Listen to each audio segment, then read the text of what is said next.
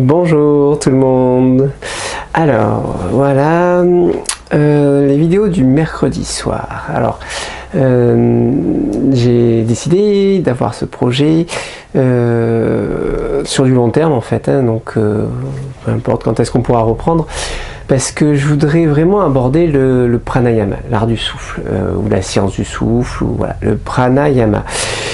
Le pranayama, c'est, si vous suivez mes cours, vous voyez bien que, je veux dire, on ne fait jamais de posture sans souffle. On fait, voilà, que le souffle est au cœur de mon travail, dans tout ce que je fais. Même quand je vous ai parlé du froid, je vous ai parlé des respirations, des souffles, mais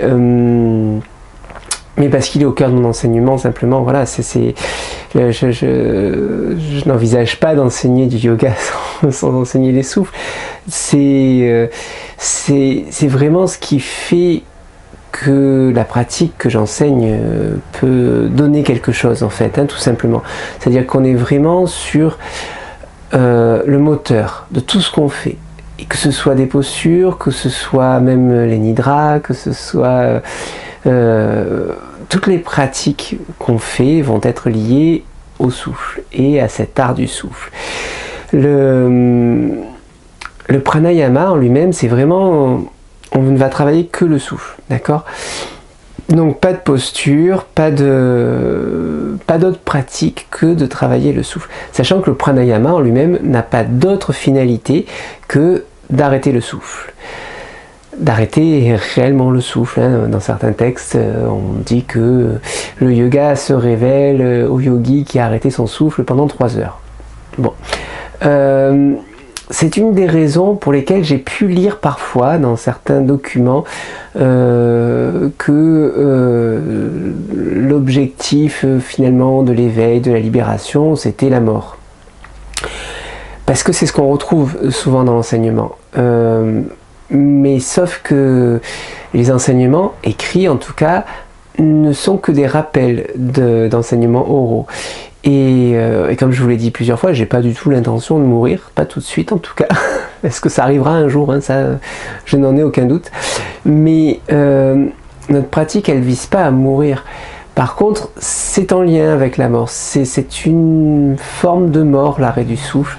C'est une mort, c'est une mise à mort, même l'arrêt du souffle, mais c'est plus une mise à mort du mental qu'une mise à mort physique ou autre, d'accord? Donc ce n'est pas forcément la mort telle qu'on l'entend, c'est l'arrêt du mental. Alors quand on parle de méditation, je vous dis toujours, on ne cherche pas à arrêter le mental, de toute façon c'est impossible, on ne l'arrêtera pas, on ne travaillera pas, enfin on va juste lutter, le renforcer, plus on va essayer, plus on essaierait d'arrêter le mental.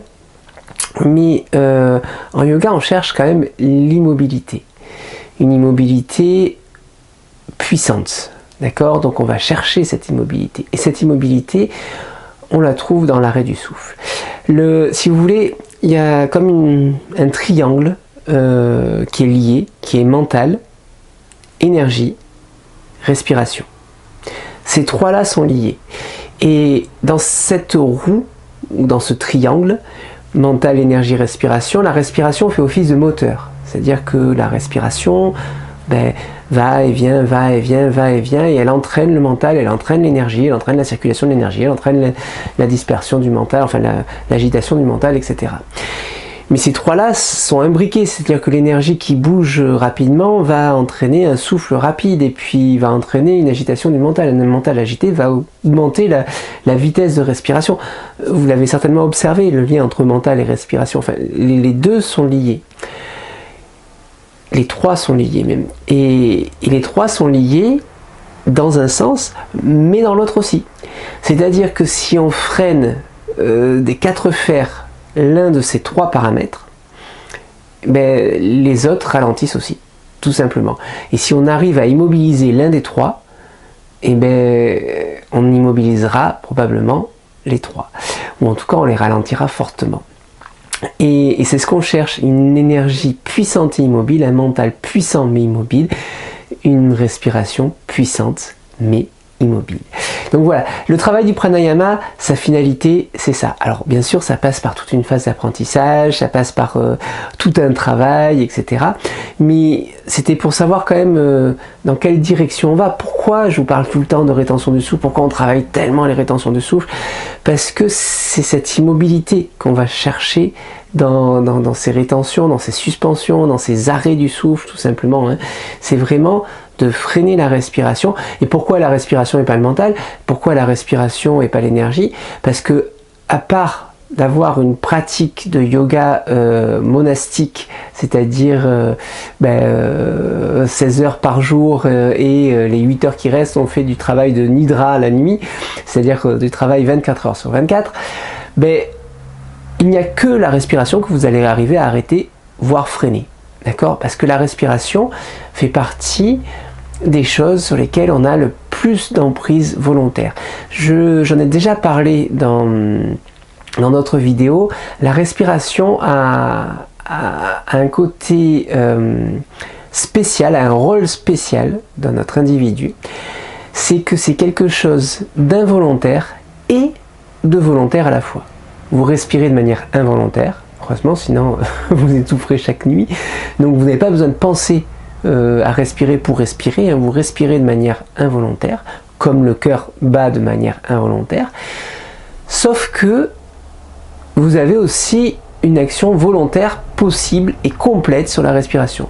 Autrement dit, vous pouvez accentuer la respiration, vous pouvez l'accélérer, la ralentir et l'arrêter. Et ça, vous avez une possibilité d'agir dessus. Souvent, quand on parle d'arrêt du souffle, si vous avez fait les respirations Wim Hof, quand j'en ai parlé, hein, je disais, il y a un moment, quand vous arrivez au bout de la rétention, si vous êtes resté 3 minutes 30, 4 minutes dans la rétention, vous sentez un mental qui tape aux portes pour essayer que la respiration reprenne. Parce que, tant que la respiration n'aura pas repris, le mental ne pourra pas de nouveau s'agiter en tous sens. Et le mental, il est fait pour bouger, il est fait pour penser. Comme je vous dis en méditation, n'essayez pas de l'arrêter, il est fait pour ça. Je veux dire, il est fait pour tourner, il est fait pour s'agiter. Donc on ne va pas essayer avec le mental d'arrêter le mental. On ne va même pas essayer d'agir sur le mental. À part, encore une fois, de pratiques monastique que je ne connais pas, donc je ne pourrais pas vous en parler. On ne peut agir que sur la respiration. D'où mon centre tout le temps de discussion sur la respiration. Alors, le projet, c'est cette vidéo, je vous explique un peu le topo, surtout pourquoi ça, et donc je parle un peu du pranayama. J'en parlerai moins dans les autres, c'est-à-dire que mon projet, là, c'est de voir entre 15 et 20 pranayamas différents pour maîtriser ce souffle. Donc on va travailler différents souffles et vous aurez toute la semaine pour travailler ce souffle. Peut-être qu'une semaine ce sera trop court. Dans ces cas-là, stockez les vidéos et travaillez le temps qu'il faut. S'il vous faut 1 mois pour acquérir un souffle aisé dans un des pranayamas que je vous ai proposé, prenez 1 mois, prenez le temps qu'il faut. La régularité sera la chose la plus importante. Il vaut mieux que vous travailliez le souffle tous les jours, 3 minutes, que 1 heure un jour et plus rien le reste de la semaine. D'accord? Donc voilà, ça ne veut pas dire regarder la vidéo tous les jours, ça veut dire travailler le souffle dont je vais vous parler. Je veux dire, ce sera pas long, hein, la vidéo celle-là sera un peu plus longue que les autres parce que je parle des choses qu'on met en place, mais ce sera juste de travailler le souffle tous les jours. Voilà. Comme toujours, c'est un exercice que je vous propose, hein. Vous adhérez pas, c'est pour ça que je vous explique le concept. Ce sera tous les mercredis soirs, une vidéo sur les pranayamas, un nouveau pranayama tous les mercredis soirs qui vous permettra de changer, de travailler, d'avancer, mais vraiment ça vaut le coup de travailler chacun. Alors, pour les pranayamas, il y aura toujours des constantes, d'accord? Les constantes dans ce pranayama, ce sera les mantras, il y aura toujours un mantra mental, les bandhas. Les bandhas, ce sont les contractions, la contraction de la racine, la contraction des muscles autour de l'anus, la contraction du ventre, ici, ça rappelle Uddiyana Bandha, l'aspiration du ventre, mais c'est pas non plus un Uddiyana Bandha, c'est la contraction du ventre. Jala Bandha, c'est la contraction de la gorge. donc avec le menton qui revient légèrement, mais la tête restera bien verticale, donc la contraction de la gorge, ça c'est ce qu'on appelle la tribanda, hein, les 3 contractions. Il y aura toujours la langue qui est j'allais dire en mouvement, qui est en appui, qui est en geste, donc ça peut être la langue retournée, qui appuie sur le palais, c'est Ketchari, ça peut être la langue à plat derrière les dents, c'est Jiva Bandha, ça peut être la langue en tuyau, d'accord. Donc il y a plein de gestes possibles, mais on va partir de la base que si je précise pas, c'est Ketchari, la langue retournée. Donc racine, ventre, gorge, langue retournée, et les yeux qui sont immobiles, les yeux ils vont pas à droite, à gauche, en haut, en bas. Il y a 3 positions pour les yeux, soit vous les mettez centrés sur le bout du nez, c'est nasagra, soit vous les mettez centrés sur le point intersourcilier ici, c'est brumadhya, soit vous venez les mettre là-haut, c'est shambhali. Et voilà, mais ils sont fixes. Ici, ici ou ici, les paupières fermées si vous voulez, mais les yeux sont fixes. Ça fait 5 contractions, racine, ventre, gorge, langue et les yeux qu'on appelle les drishti. Donc ces 5 contractions seront toujours présentes parce qu'on ne peut pas faire de pranayama sans ces 5 contractions. Ensuite il y a la posture. Dans les pranayama, bien sûr on travaille les souffles nous dans les postures, mais dans le pranayama on va travailler en assise. Toujours en assise. Alors l'assise dans laquelle vous êtes bien, ça peut être le lotus, mais c'est pas forcément la meilleure posture pour faire du pranayama. Ça peut être cette posture là, hein, où vous avez une jambe devant, l'autre jambe vers le périnée, vous pouvez les mettre à l'intérieur. C'est la posture assise dans laquelle vous êtes bien, vous pouvez avoir le dos droit, le fil au sommet du crâne, j'en parle assez souvent pour pas revenir dessus. Simplement on va veiller une petite chose. Vous pouvez mettre, enfin dans la pratique traditionnelle, vous pouvez mettre un petit coussin dessous, vous pouvez mettre un zafu un peu plus gros si vous avez besoin pour l'ouverture des hanches, les genoux, etc. Moi j'utilise ça. Voilà, ça c'est un kashipunat, ça s'appelle. Traditionnellement ils n'ont pas ça, ils ont une serviette qui roule, d'accord, sur elle-même et qui permet de se mettre en long, c'est-à-dire qu'on vient se poser dessus ici, les fesses se posant dessus, les hanches sont ouvertes et ici ça permet 2 choses. D'une, ça permet qu'il n'y ait pas de compression sur le muscle des fesses, d'accord, puisque les fesses sont sur, je ne sais pas si vous le voyez, les fesses vont être sur le côté en fait, du coup il n'y a pas de compression du muscle. Or les muscles les gros muscles du corps en particulier ne sont pas faits pour être compressés, pour être comprimés. C'est un des soucis de la chaise, j'en parlerai un jour, mais dans la chaise on est assis sur les cuisses là-dessous et ça comprime ce muscle-là et c'est très, voilà, c'est mauvais la chaise, c'est le diable la chaise. Enfin j'en referai une autre vidéo. Mais donc le kashipunat ou la serviette roulée permet de ne pas avoir de muscles compressés. Si vous êtes bien avec un zafu, prenez vos zafu, vous embêtez pas pour le début. Moi je vous dis simplement le kashipunat, mais il faut quelque chose. Même si vous êtes bien sans rien, mettez un tout petit coussin, il faut quelque chose parce que traditionnellement il ne faut pas que l'anus soit en contact avec le sol. C'est pas une pratique d'ancrage dans le sol, le pranayama, c'est une pratique d'arrêt du souffle. On ne veut pas que la base, la racine, soit en contact avec le sol. Un des autres aspects traditionnels, en principe on se met sur une peau de bête. Moi je sais pas si vous la voyez là, je crois pas à l'écran, je suis pas sur une peau de bête, je suis sur une tenture avec des animaux. Voilà, c'est une manière à moi de me relier à cette animalité. Dans le pranayama, on va faire appel à notre animalité. Donc s'il y a une peau de bête dans la pratique, c'est pas pour rien, c'est pour se relier à cette animalité. Pratiquer le pranayama dans les textes, on le retrouve comme chevaucher le tigre. C'est-à-dire que quand à chaque fois on nous parle dans les textes de yogi qui chevauche le tigre, c'est le yogi qui pratique le pranayama et l'arrêt des souffles. Chevaucher le tigre, pourquoi? Parce que c'est une pratique relativement héroïque et c'est une pratique sauvage et animale.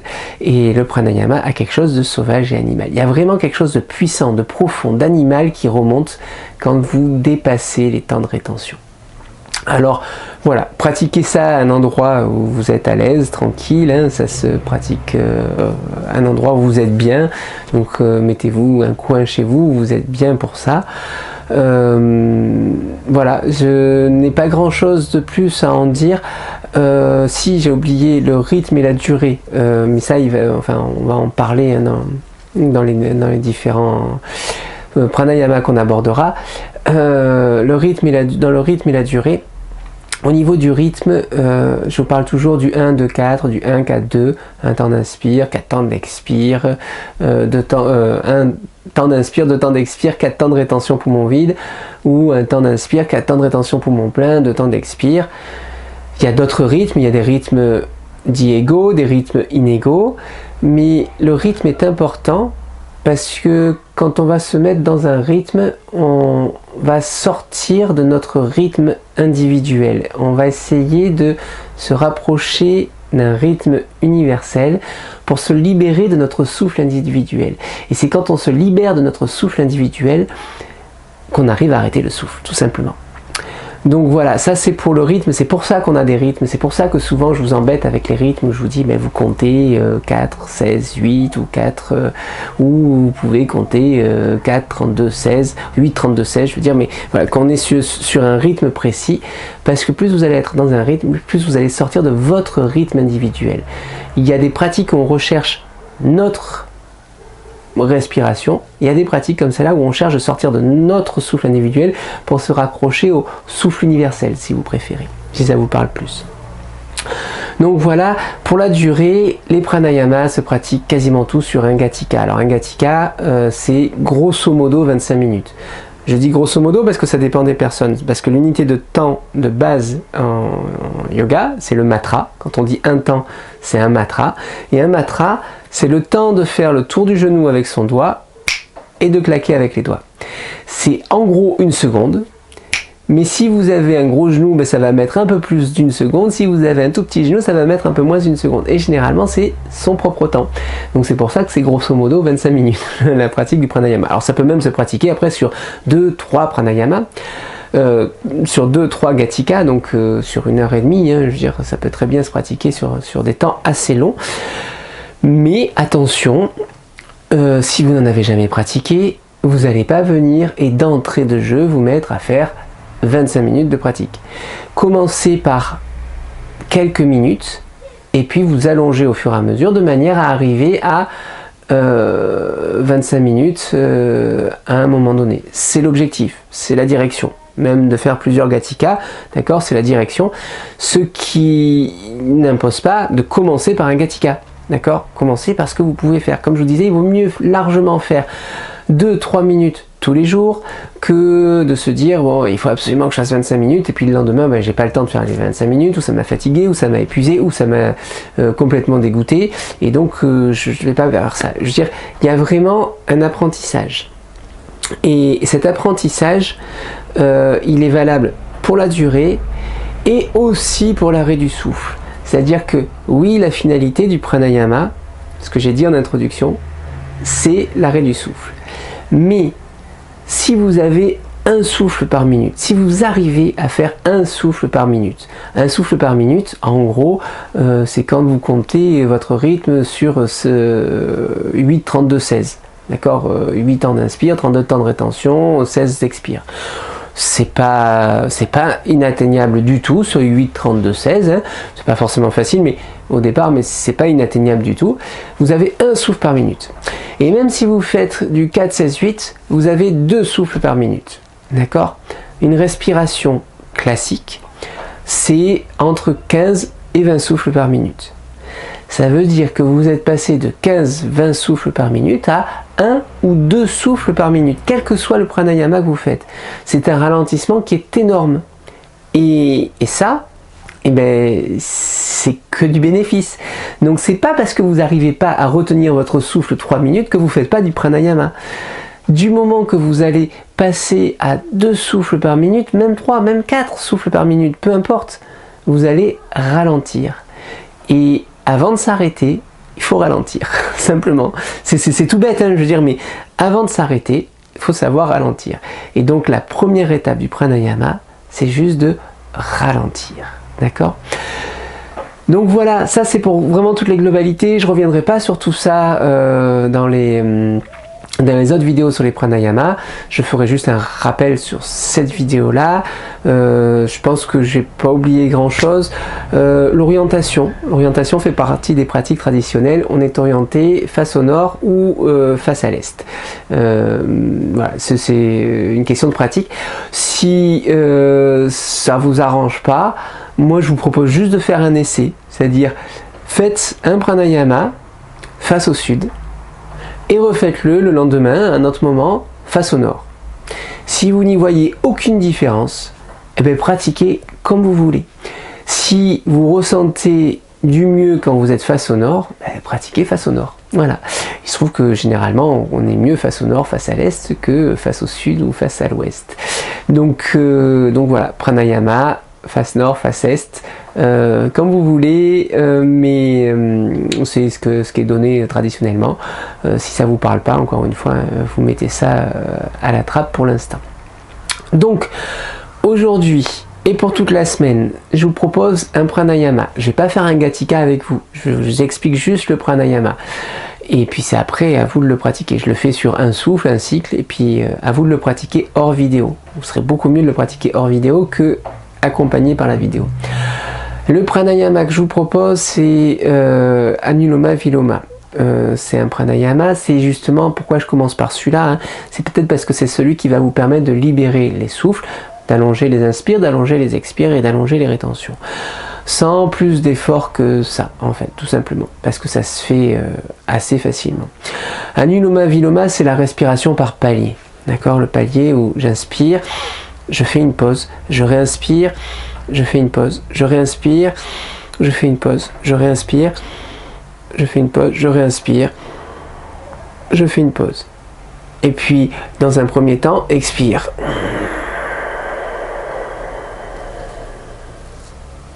Donc, au niveau du mantra, on va prendre Hamsa. Ham à chaque fois qu'on inspire, Sa à chaque fois qu'on expire. Donc, quand vous allez inspirer, du coup, le son il est mental, hein, vous inspirez pas par la bouche, hein. Tous les pranayamas se font par le nez, quasiment tous se font par le nez, sauf directive particulière. Donc simplement, mentalement, vous entendez le son Ham. Donc vertical, les mudras des mains, j'ai pas parlé des mains bien sûr, mais un mudra des mains, c'est-à-dire une contraction sur les mains, la racine, le ventre, la gorge avec Jalabandha, la langue qui est retournée, les yeux qui montent, convergeant vers le front si vous êtes à l'aise avec ça. Et l'inspire par palier.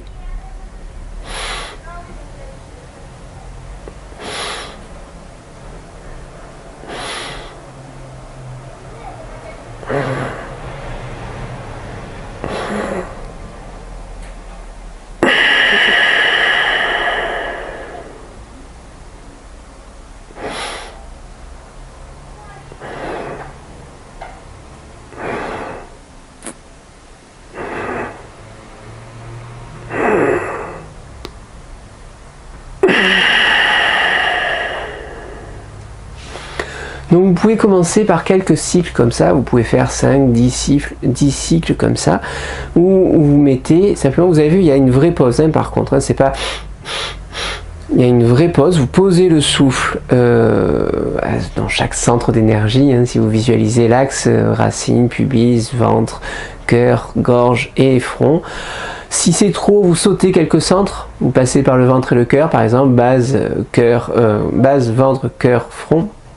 Par exemple, mais c'est bien de faire tous les paliers. Donc voilà, essayez plutôt de faire tous les paliers et avec une vraie pause à l'intérieur dans chaque palier. Vous allez voir, rien que ça, si vous voulez pratiquer que ça va débloquer pas mal de choses. Ensuite, vous pouvez faire quelques cycles dans l'autre sens, c'est-à-dire l'inspire et une expire que vous coupez.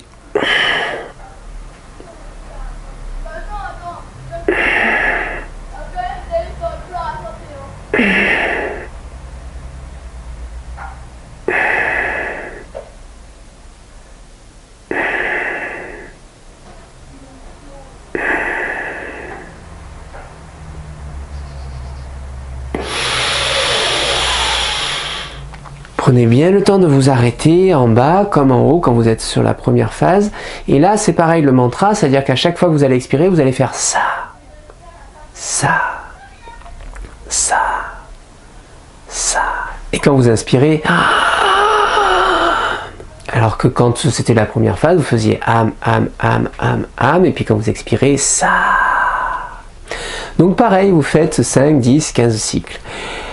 Et puis en troisième phase, ben, vous allez faire les deux en même temps, c'est-à-dire toujours les 5 contractions, plus le geste des mains, le mudra, et puis vous allez simplement suivre le trajet à l'inspire comme à l'expire. Je le fais une fois.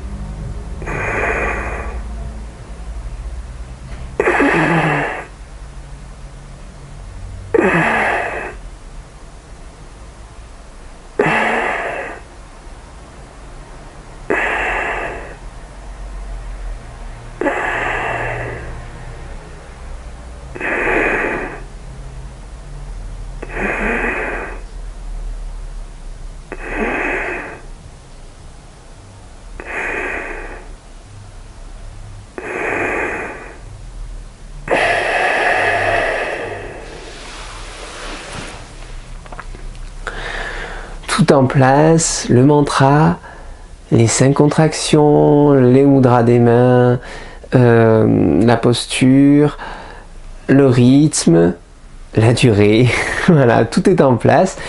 Et vous allez voir, je veux dire, on ne peut pas faire plus simple, je pense, hein, comme consigne de pranayama, le souffle par palier, mais vous mettez tout en place, ça fait déjà beaucoup de choses à mettre en place. Pratiquez ça tous les jours, si vous avez le temps. Vous faites ça 25 minutes par jour, donc 25 minutes, ben, ça veut dire que par exemple, vous pouvez faire 10 minutes du premier, où on ne met les paliers qu'à l'inspire, 10 minutes du deuxième, où on ne met les paliers qu'à l'expire, et 5 minutes par exemple des paliers à l'inspire comme à l'expire. Si c'est trop long pour vous, ben, vous faites 1 minute de chaque.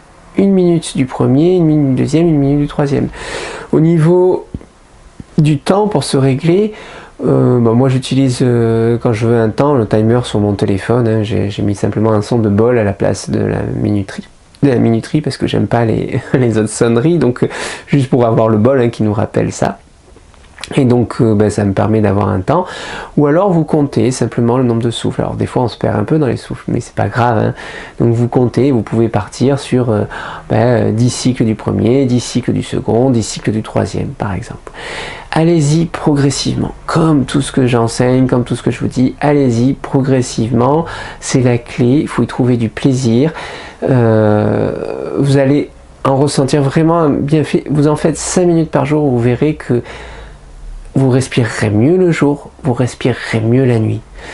Vous dormirez mieux, vous serez plus reposé, hein. Quand on respire bien, on est plus reposé.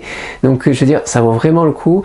Et si vous travaillez d'autres types de souffle à côté, notamment les Wim Hof avec les rétentions, vous verrez que vos rétentions vont s'agrandir. Si vous êtes apnéiste, vous verrez que vos apnées vont s'agrandir.